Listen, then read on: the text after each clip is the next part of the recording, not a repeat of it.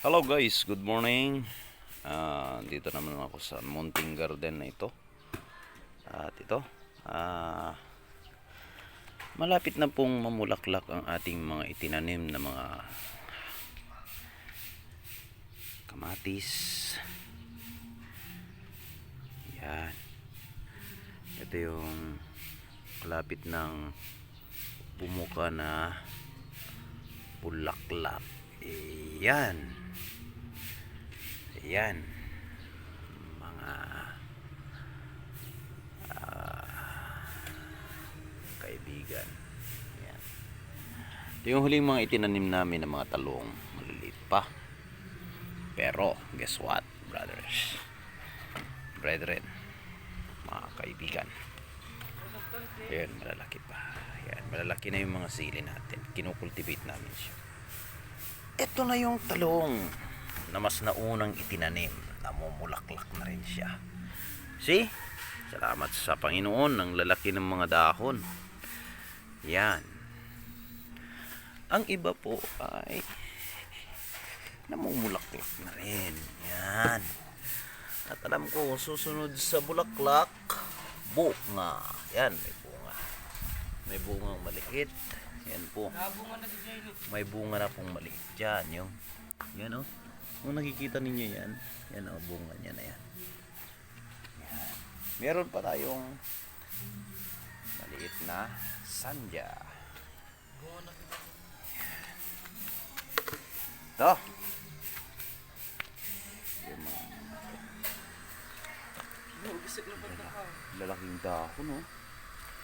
Lalaking dahon ng talong natin, guys. Ayan, guys.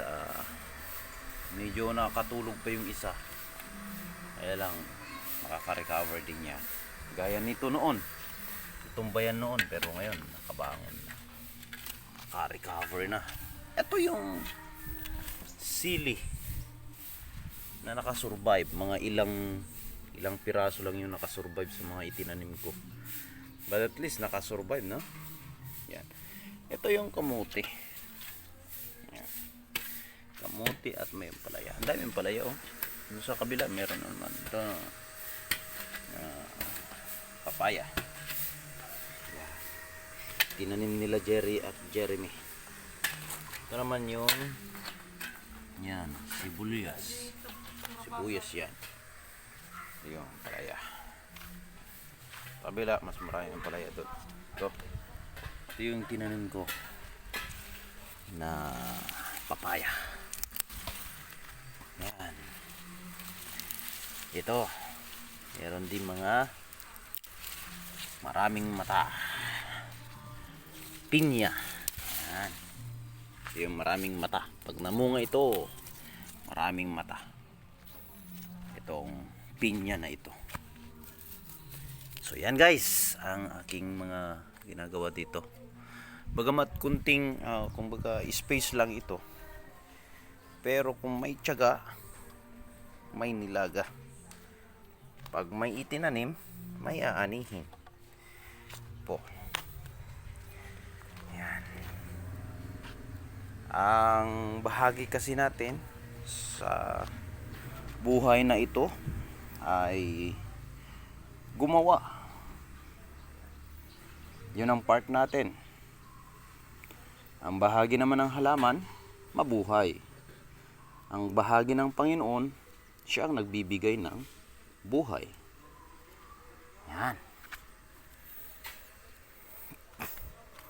Siya ang nagpapabunga. Okay. Yan po. Yan po ang labasan. So, katapos nito,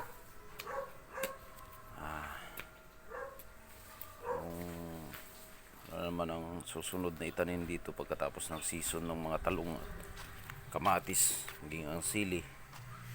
Depende na po. Ayan, nagtanim din po kami ng mga sitaw.